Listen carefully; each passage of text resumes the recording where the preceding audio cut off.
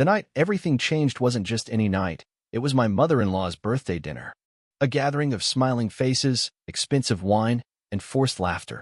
I never liked these events, but I showed up, like I always did, out of respect. Or maybe just out of habit. I arrived late, not on purpose, just work ran over.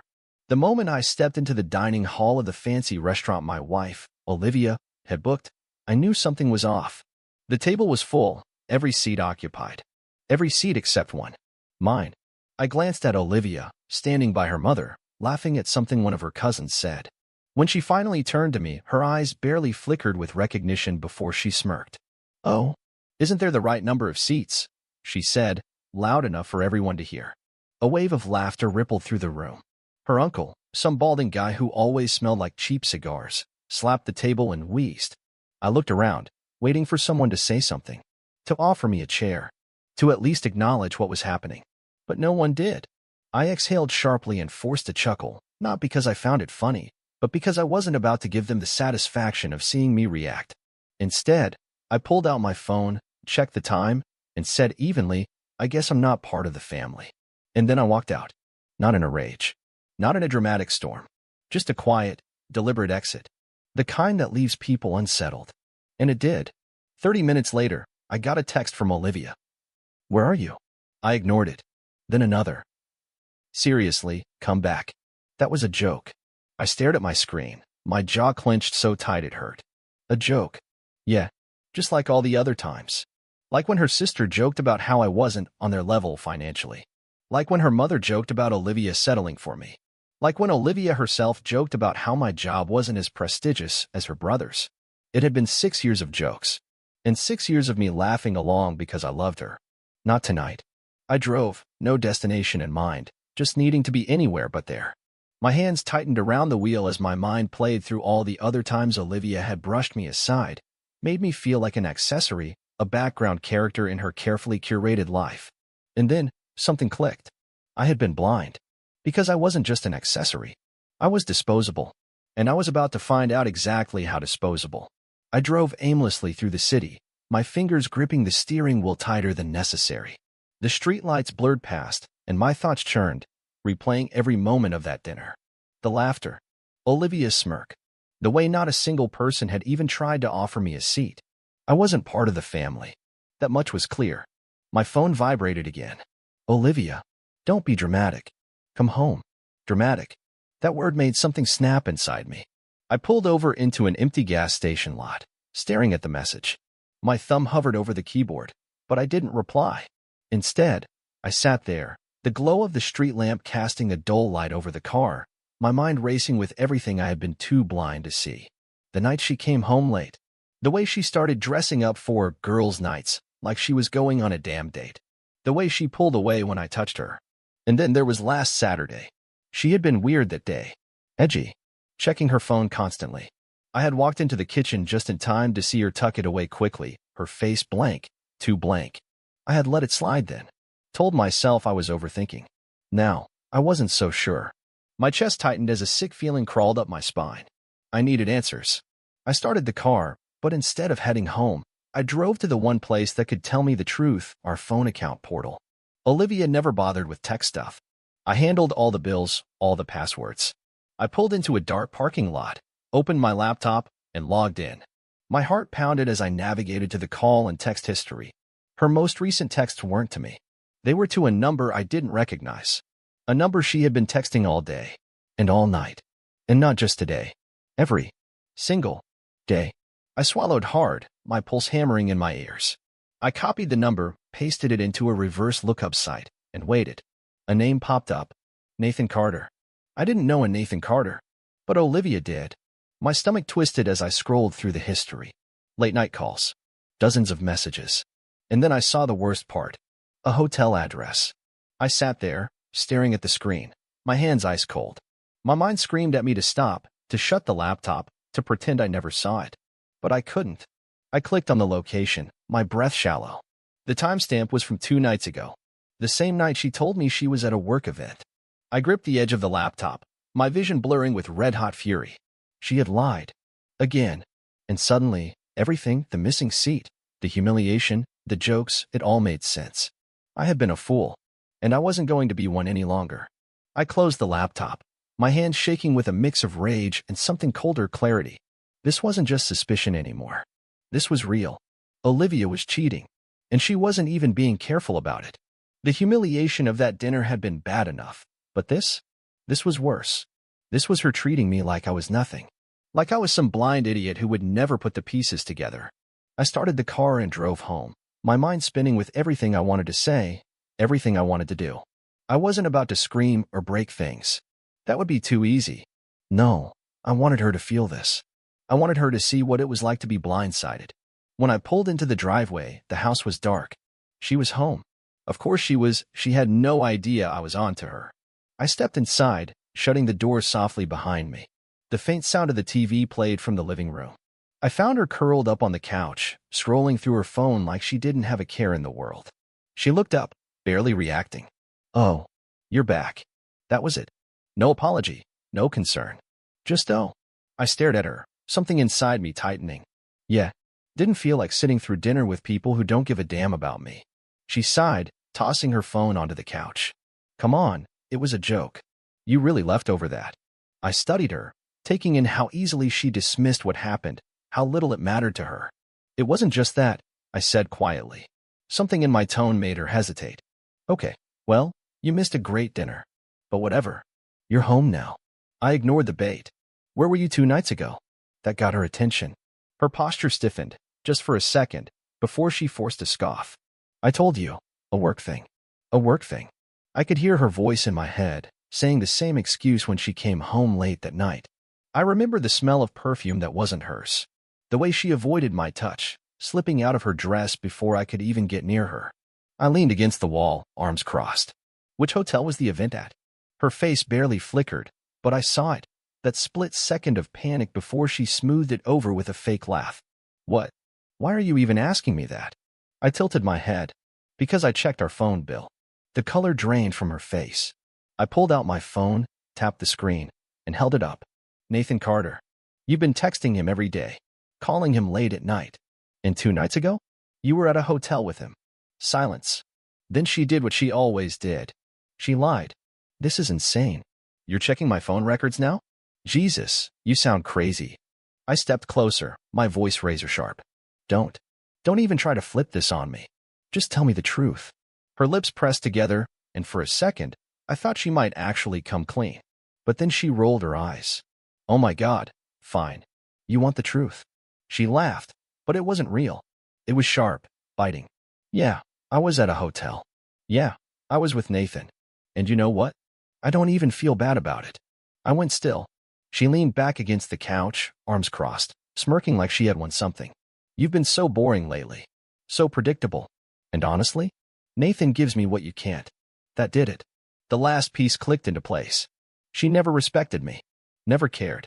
I stared at her, not with anger, but with something colder. And I knew exactly what I had to do. A heavy silence settled between us. She expected me to explode, to shout, maybe even beg. But I didn't. I just looked at her, and for the first time in years, I really saw her. She was still smirking, still lounging on that couch like none of this mattered. Like I was the one making a scene over nothing. I nodded slowly, taking in the weight of her words, the sheer disrespect dripping from every syllable. So that's it, I said, voice eerily calm. She shrugged. Yeah, that's it. What? You thought we were some perfect little couple. She scoffed. Wake up. I stopped loving you a long time ago. You're just there. Something inside me went dead. I didn't even feel rage anymore. Just clarity. I turned, walking toward our bedroom. Behind me, I heard her laugh. Oh, what? You're gonna go cry about it. I didn't answer. I grabbed my duffel bag from the closet, threw in enough clothes to last a week. My passport, my laptop, a few essentials. I wasn't going to waste another second in this house. I was halfway down the stairs when I heard her footsteps behind me. What the hell are you doing? I didn't stop. Leaving. Her laugh was sharp, almost disbelieving. Oh, please, where are you going? I zipped up my bag, grabbed my keys, and finally met her gaze. Anywhere that isn't here. Something flickered in her eyes then. Not regret. She wasn't capable of that. It was annoyance. Like she was just now realizing that I wasn't going to grovel, that I wasn't going to play her little game. You're not serious, she scoffed. I slung the bag over my shoulder. Dead serious. She crossed her arms, lips curling. You really think you're going to do better than me? I almost laughed. That was the thing about people like Olivia. They thought they were the prize, even when they were the problem. I walked past her, straight to the front door. Right as I reached for the handle, she spoke again. You'll be back. I paused for a fraction of a second. Then I looked over my shoulder, met her eyes one last time, and said, not a chance. And then I walked out. The cold night air hit my face as I stepped onto the porch. It felt like freedom, like the first real breath I had taken in years. But I wasn't done yet. She thought she had one. She had no idea what was coming. I got in my car and pulled away from the house, my grip tight on the wheel but my mind sharper than it had been in years. I wasn't angry anymore. I wasn't even heartbroken. I was done. But being done didn't mean I was walking away without making sure she felt this. I drove to the one place Olivia never expected me to go, her parents' house. The same people who had laughed at me just hours ago, who had treated me like an outsider at that dinner. They thought they could humiliate me, that I'd just take it. But tonight, I was going to let them see exactly who their daughter really was. I pulled up in their driveway, stepped out, and knocked. A few moments later, the door swung open, and there stood Olivia's father, Robert, gray-haired, always in a stiff-collared shirt, always looking at me like I wasn't good enough. He frowned. What the hell are you doing here? I smiled. A cold, knowing smile. I figured you should know what your perfect daughter has been up to. I pushed past him into the house. Olivia's mother, Diane, was sitting on the couch, a glass of wine in hand. She looked up, startled. Where's Olivia? I asked casually, like I was asking about the weather. Robert slammed the door shut. Why do you care?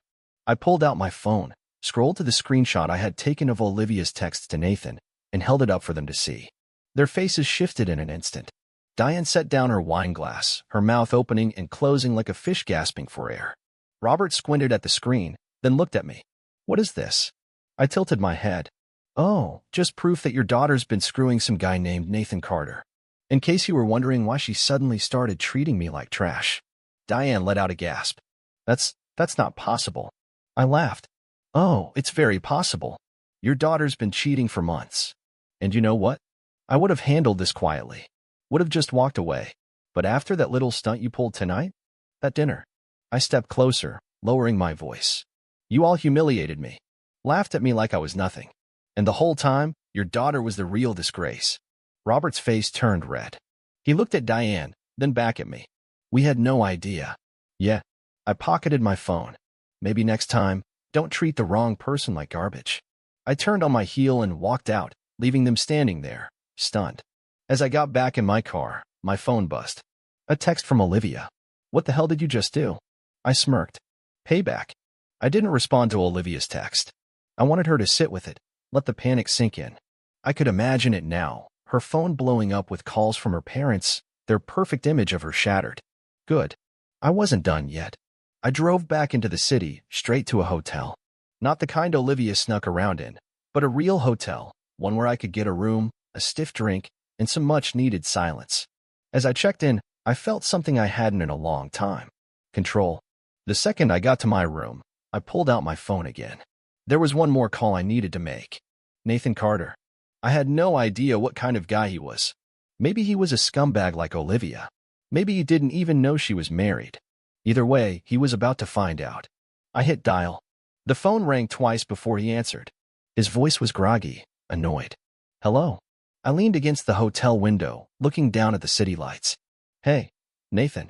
This is Olivia's husband. Silence. Then a sharp breath. What? I almost laughed. Yeah, I figured she didn't tell you. There was a long pause, then his voice hardened. Listen, man, I don't know what you think. I cut him off. I know exactly what I think. I've got the texts. The hotel receipts. All of it. Another pause. This one longer. Then, to my surprise, he sighed. Jesus Christ. She told me you two were separated. That made me pause. I had expected him to deny everything, maybe even throw some attitude my way. But his voice wasn't defensive. It was exhausted. We're not separated, I said flatly. At least, we weren't before tonight. Another sharp breath on his end. I swear to God, I had no idea. I almost believed him. Almost. You sure about that? I asked. Look, man, I don't need to lie to you. If I had known she was still with you, I wouldn't have touched her. I don't mess with married women. I ran a hand down my face. Well, congratulations. You just did. More silence. Then, in a bitter voice, he said, she's a piece of work, huh? I exhaled. You have no idea. For a few seconds, neither of us spoke. Then he let out a humorless laugh. So what now? You coming after me? I scoffed. Nah, you're not my problem. She is. He was quiet for a long time. Then, almost cautiously, he said, listen. I don't know you, but if you want to get even, I might have something you'd want to see. That caught my attention. I straightened up. I'm listening. Nathan sighed. Give me a few minutes. I'll send you something. The call ended. I stared at my phone, my pulse quickening. Whatever Nathan had. I had a feeling it was going to make this even worse. And I was ready for it. I paced the hotel room, my mind racing. What the hell was Nathan about to send me? Another confirmation of what I already knew? Or was there something even worse lurking in the shadows? My phone buzzed. A message. Nathan, check your email. Sent you something you should see. I didn't hesitate. I opened my laptop, logged into my email, and there it was, a forwarded thread of messages and attachments. My stomach twisted as I clicked on the first one. It was a screenshot. Olivia's name at the top. Her messages to Nathan were clear as day. He's such a joke. I barely have to try anymore, and he still does whatever I want. Honestly, if he found out, who cares? He's too pathetic to leave. I clenched my fists. But it got worse. Another message, dated a month ago. Nathan, if I get caught, just play dumb. I'll handle it. He's not going to do anything. He never does. I scrolled faster, my pulse hammering. Attached to the last email was a video file. I hesitated. Then I clicked. The screen flickered to life. The video was shaky, like it had been recorded quickly, without much thought. But the audio? The audio was clear as day. Olivia's voice. Yeah, I'll be home later. No, he won't suspect anything. He's too busy being a good husband or whatever. God, you should see the way he looks at me like I'm some saint. It's pathetic. Nathan's voice responded, but I barely heard it. My ears were ringing. Then Olivia laughed. Honestly, I don't even know why I married him. Probably just needed a placeholder until someone better came along. I slammed the laptop shut. For a moment, I couldn't move, couldn't breathe. I had known she was a liar, a cheater, a selfish excuse for a human being. But this was another level. A placeholder. Something inside me hardened, turned to ice. I grabbed my phone and typed out a single message to Olivia. Pack your things. You're leaving tomorrow. It took less than a minute for her to reply. Excuse me. I smiled. A sharp, humorless smile. I saw everything. Every text. Every video. Every word you said about me. And guess what? You're right. I won't do anything. I waited a second, then sent the next message. Because you're not worth it. Her typing bubble popped up instantly. Then it disappeared. Then popped up again. I imagined her sitting in our house, panicking, scrambling for a way to manipulate her way out of this. Too late. I turned off my phone, leaned back in the chair, and let out a breath. Tomorrow, she'd come home to the consequences she never saw coming. Morning came, and I was already up, drinking bad hotel coffee, staring at my phone. No new messages from Olivia. No desperate calls. She was planning something. I knew her too well. I checked out of the hotel, got in my car, and drove home. The moment I pulled into the driveway, I saw her car parked where it always was, like nothing had changed. But everything had. I stepped inside, and there she was, standing in the living room, arms crossed, ready for battle. So, you think you can just kick me out? She sneered. I shut the door behind me. I don't think. I know. She let out a sharp laugh, shaking her head. You're being ridiculous. You don't get to just throw me out of my house. I smirked. Our house. And actually, yeah, I do. Because I already called a lawyer. That shut her up. For a second, at least. Her eyes narrowed, calculating. You wouldn't. I pulled my phone from my pocket, scrolled to the email from the lawyer's office, and held it up. Filed this morning. Her face twisted with something ugly, anger, desperation, maybe even fear. You're a pathetic little man. You know that? I shrugged. Maybe. But at least I'm not a lying, cheating, backstabbing. Spare me the dramatics. She rolled her eyes, but her voice wasn't as steady as before. You think you're going to be some big winner in this? You're nothing without me. I laughed. Actually laughed. Olivia, the only thing I'm losing here is dead weight. Her face turned red. She opened her mouth to fire back, but before she could, I walked past her and straight to the hallway closet. Pulled out a suitcase. Start packing, I said. I want you out by the end of the day. She scoffed. And where exactly do you think I'm going? I smirked. I don't care. Maybe Nathan's got a spare room. Her expression flickered, just for a second. Just enough for me to see it. She hadn't told him. She'd been so sure she could talk her way out of this, keep her double life going. Not anymore. She tried one last time. Dropped her arms, softened her voice. Look, we don't have to do this. We can fix things. I raised an eyebrow. You called me pathetic 10 minutes ago. Her lips pressed together. I leaned in just slightly, lowering my voice. And I meant what I said last night. You're not worth it. Something in her broke then. Her mask slipped. She grabbed the suitcase and yanked it open, her movements sharp, angry. I watched her shove clothes inside, muttering curses under her breath. It didn't matter. She could call me every name in the book. By the end of the day, she'd be gone. She packed like she was trying to break something. Clothes stuffed into the suitcase without folding, drawers slammed shut so hard I thought they'd break. Every few minutes, she'd throw a glare my way, like she expected me to change my mind. I didn't. I stood in the doorway, arms crossed, watching. I wasn't going to make this easy for her. She wanted to humiliate me? Treat me like a fool? Make me feel like I was nothing? Now she got to feel what it was like to have no control. When she finished stuffing her things into the suitcase, she yanked the zipper closed and turned to me, lips curled in a sneer. You'll regret this. I let out a slow breath, tilting my head. You know what's funny? That's exactly what your family looked like last night, right after I told them everything. Her smirk vanished. You. I nodded, stepping closer. Oh yeah. You should have seen their faces. Mommy and Daddy? Stunned. Like someone smacked them across the face. They couldn't believe their golden girl was nothing but a lying, cheating. Shut up. I smiled. Touched a nerve. Her hands curled into fists. You're such a petty little man. I leaned against the doorframe. And yet I'm not the one dragging a suitcase out of the house I pay for. Her face twisted in fury, but she didn't have a comeback. She knew I had one. She grabbed her suitcase and stomped toward the door, yanking it open. The moment she stepped outside, I followed, just to watch. The sky was gray, the wind sharp. She looked small standing there, clutching her luggage like a defeated soldier. For the first time in years, I felt light. She turned to me one last time, eyes flashing. You think you're better than me now? I didn't even hesitate. I always was. She opened her mouth, then shut it. She had nothing left to say. Without another word, she turned and walked to her car, tossing the suitcase into the trunk. I stood in the doorway, arms crossed, watching as she drove away. The second her car disappeared down the street, I let out a breath I didn't realize I had been holding. It was over. I stepped back inside, shutting the door behind me. The house was silent, but it didn't feel empty. It felt free. I wasn't broken. I wasn't lost. I was done. And for the first time in years, that felt like the best thing in the world. The silence in the house was different now. It wasn't heavy. It wasn't suffocating. It was mine.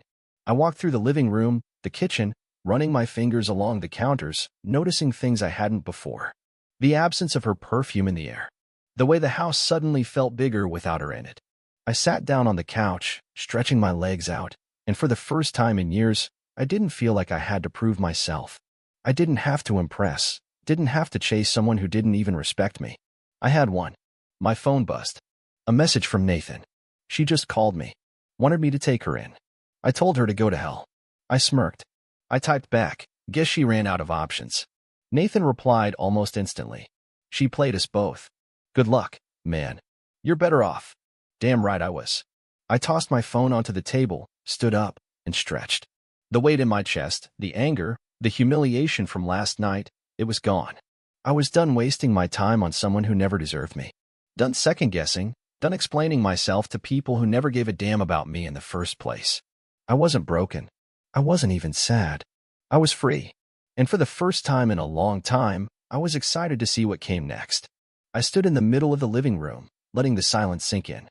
Not the kind of silence that came from tension, from walking on eggshells, from waiting for another argument to start. No, this was different. It was clean. It was mine. I poured myself a drink, something I never really did before because Olivia hated when I drank at home. Bad habit, she used to say. Like she had any room to judge. I raised the glass to no one in particular and took a slow sip. letting the burn settle in my chest. Then, for the first time since this whole mess started, I laughed.